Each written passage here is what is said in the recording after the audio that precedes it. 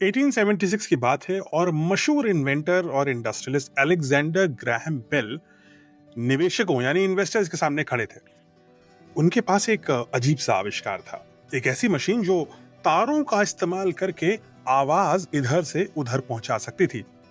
Alexander Graham bell अपने इस patent को सुरक्षित रखने के लिए महज $1 लाख की मांग कर रहे थे।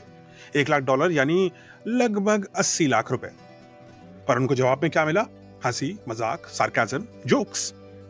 एक पेटेंट ऑफिसर बड़े अधिकारी थे। उन्होंने अलेक्जेंडर ग्राहम बेल का मजाक उड़ाते हुए कहा, ये खिलौना का क्या यूज हो सकता है? उस दौर की एक दिग्गज कंपनी थी वेस्टर्न यूनियन, जो टेलीग्राम्स की सबसे बड़ी कंपनी थी। टेलीग्राम यानी तार में आप सिर्फ मैसेजेस यानी कोड्स भेज सकते हैं एक जगह से दूसरी जगह। वेस्टर्न यूनियन ने जब अलेक्जेंडर ग्राहम बेल के इस इन्वेंशन को देखा तो उन्होंने बोला, इलेक्ट्रॉनिक खिलौना है और इसका कोई कमर्शियल वैल्यू नहीं है, यानी इसको कोई खरीदने वाला नहीं है। और उन्होंने $1 लाख के इस ऑफर को तुरंत ठुकरा दिया।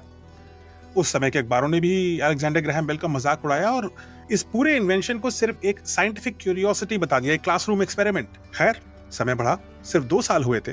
अलेक्जेंडर ग्राहम बेल को बहुत सारे कस्टमर और इन्वेस्टर मिल चुके थे। यानी 1878 तक टेलीफोन की लाइनें अमेरिका के शहरों को जोड़ने लगी थी। व्यापारियों को एहसास हुआ कि अब वो तुरंत बात कर सकते हैं, उन्हें कोडेड मैसेजेस यानी टेलीग्राफ की कोई आवश्यकता नहीं। अब वही लोग जो पहले हंस रहे थे घबराने लगे। इनफैक्ट वेस्टर्न यूनियन कंपनी ने तो कोशिश करी कि वो अलेक्जेंडर ग्राहम बेल के टेलीफोन की कॉपी बना डालें और उनको उन्हीं के गेम में हरा दें। लेकिन अब तक अलेक्जेंडर ग्राहम बेल का पेटेंट काफी मजबूत था और वेस्टर्न यूनियन ये काम नहीं कर पाया। तो फिर उन्होंने क्या किया? वो अलेक्जेंडर ग्राहम बेल के पास वापस दोस्ती का हाथ बढ़ाने पहुंच गए और $25 मिलियन यानी कि आज के लगभग $800 मिलियन, लगभग 6000 करोड़ रुपए की पेशकश करी ताकि वो टेलीफोन को उनसे खरीद सके। इस बार बेल ने मुस्कुराया और कहा, ये टेलीफोन जो खिलौना है ना, ये बिकाऊ नहीं है।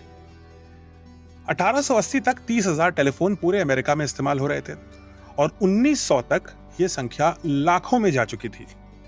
अब वो बेकार खिलौना दुनिया को हमेशा के लिए बदल चुका था। अब इससे सीख क्या होता है? हर क्रांतिकारी विचार शुरू में पागलपन लगता है।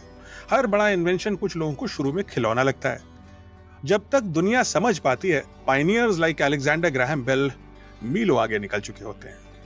इसलिए कभी अगर आपका सपना लोगों को मूर्खतापूर्ण या असंभव लगे तो अलेक्जेंडर ग्राहम बेल को मत भूलना।